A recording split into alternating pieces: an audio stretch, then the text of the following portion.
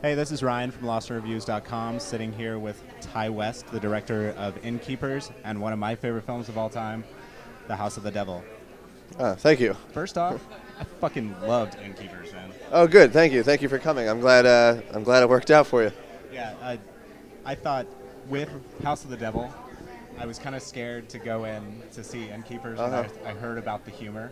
I was like, oh no, we're going to drop the horror. But it's all there, and I kind of feel like House of the Devil was here, and Innkeepers is like all the way up here. Oh, I appreciate that. I sort of feel. I do think it's a better movie, and I think. Yeah, I mean, it does have a lot of humor in it, but I don't think it's like it's like. I think it's charming humor, and that was my goal, is to make a movie that was, genuinely charming, that became genuinely scary. Yeah, because a lot of people that I heard were kind of referencing it, and obviously not many people had seen it before your screening. Yeah, all these people were lying to you because literally no one had seen it. Yeah, they were trying to feed it off as like a Simon Pegg film, and it's totally not. No, not really. I enjoyed the way that the way you and Resnick did the sound design, the use of the headphones, I thought was brilliant. What brought up the idea to enter the way you did on the headphones? Well, it was always an idea from the very beginning. It was sort of a conceptual idea that was like one of the reasons I was excited about doing the movie. And then I've been working with Graham Resnick doing sound design for every movie I've made, and he's just a mad genius, or like a secret weapon, as I call him. And I knew he would like that as well. And I was always hoping it would work, and we did it like we thought it would work. But the first time Graham showed me like the first mock-up of it that he'd been working on, and she takes off the earphone and it all goes quiet, like it was like a high five moment for us, because we were like, this is gonna be really cool. But it's something I'd never seen before. I'd never seen like you go into the zone of the headphones, and then that the story would progress from that. Like, even because film, it's weird because film is a visual medium, so you don't want to start going too much into only audio. But I figured we should try it. So yeah, and I definitely think it works amazingly for a horror film. I almost stood up and clapped when I heard the line of "the camera's broken," where just have to use the microphone, because you can totally, with those ghost films, go shaky cam. The kind of green screen looking night vision. Well, I sort of made some sort of like nods to it with the cheesy website and like the videos that are on there being like relatively uninteresting. All right. Speaking of the website, where did you come up with the idea for the names of the links, and are they real? They're not real. Originally, I wanted to get all of my all the best real ones, but we didn't do that. So we just made kind of a lot of like nice references to some of our favorites. But I think everyone just kind of threw ideas in a hat, and that's what they came up with. It was definitely hilarious, and I actually have been in the position where I work overnights. I've done the back-to-back shifts. You definitely create things. You want to find things to keep yourself entertained, and you can scare yourself to the point when I have done that too, where you go searching around for stuff just to keep your mind aware. Yeah. And I enjoyed how you portrayed that in the film. Had you ever done anything like that?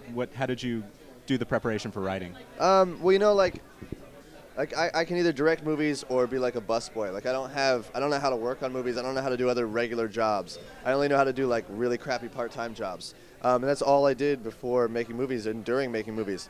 But so I have a love-hate relationship with that, but I also feel like I have this, it's very endearing, because there's something, you're not digging ditches. It's not that bad, but it's also not that good. And there's something about that weird, like, it's such a no one cares about you, because you're not struggling so bad that they should, but you're not also doing anything cool either.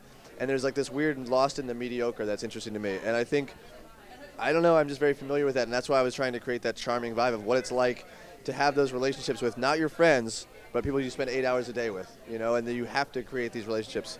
But you don't see them outside of work, really. And I think that it's something that I lived, and if that's relatable to people, then I feel successful. I thought the cast was amazing. Like, Sarah definitely blew me away. Yeah, she's and good. It's kind of shocking, too, to go to her IMDb page and see how beautiful she is. I know. And then in the film, just the way she acts. And, I mean, she's still beautiful in the film. I'm not trying to say that. Of course. But just the way she portrayed the character was definitely amazing. Yeah, I remember when I first brought it up to her, I was like, because I'm thinking, like, no makeup and, like, sweatshirt and whatever. And she was like, cool, less time in the chair. Like, she's, like, right from the get-go, she was always really awesome. And she doesn't have that, like, insecure actress thing. Like, she's very comfortable in her own skin, and she's really good.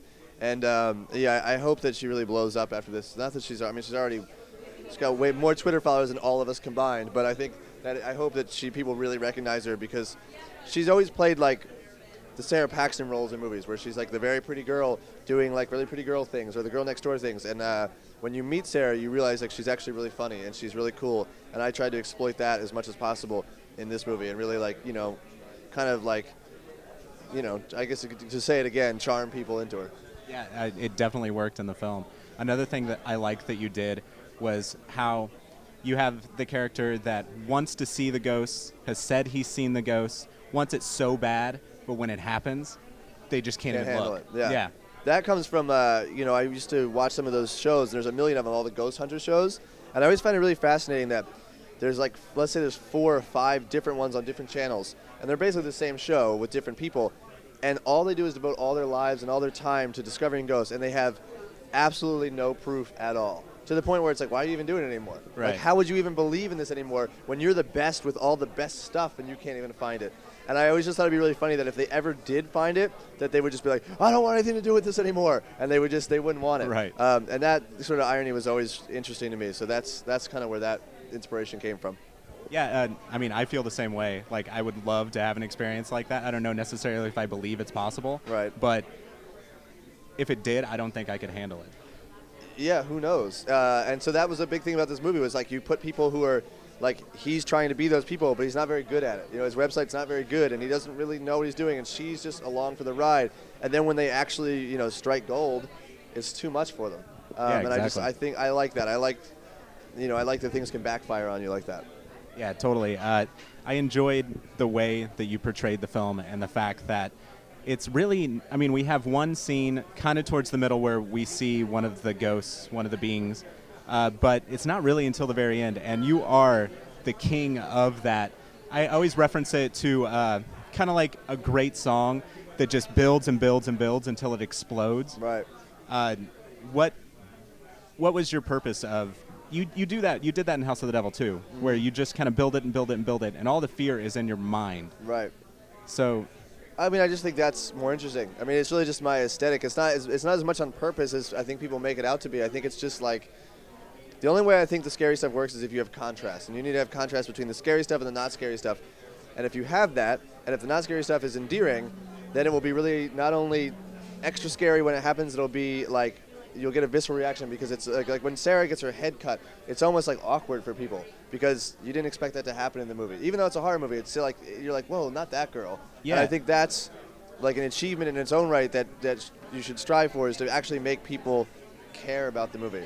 And so, yeah, I mean, I think that, and I'm also like, I'm not a kind of person that goes to see horror movies just to see people get killed.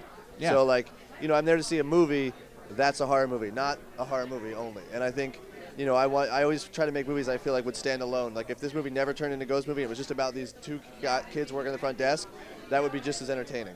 So it would be like coming from a genuine place. well, in the time of torture porn and all that, it's definitely refreshing. Oh, good. I appreciate it. How do you feel about the state of horror right now? Because for me, I've been a little let down. I'm a huge horror fan, but then when I saw House of the Devil, I was brought back to what made me fall in love with horror. Okay.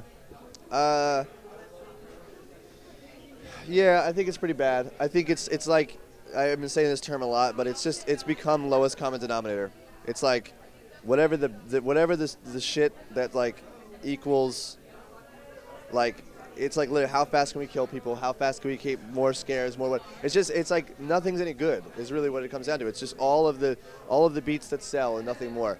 And unfortunately, people keep going to see them. And as people keep going and supporting them, they keep making more. So if people support things like, the Innkeepers, then they'll maybe make more movies like that, or like House of the Devil. But if people support, the remix that they bitch and moan about, all they're doing is giving those people money to make more. And I think there is a responsibility on the audiences, like yourself, to be like, all right, I'm going to skip this one and go see this other one, because I'd rather people see that the money's going there. I think there's some responsibility that people need to, if they want it to be better. Or if you like all the remakes, then keep doing what you're doing, Right. Yeah, and shockingly, we also interviewed the guys from Saw that are down here. And they Lee feel and the James exact same way. Those guys are great. And then go see Insidious. It's great. Yeah, it definitely is a great film. Yeah. And so is The Innkeepers. Thank you, Ty West, for doing the interview. Thank you for having me. I appreciate the complete and total kind words. respect. I'll give you this one. Thank you much. Right hand to left hand. All right. All right, that's it from LostInReviews.com. Definitely go see the Innkeepers. Thank you.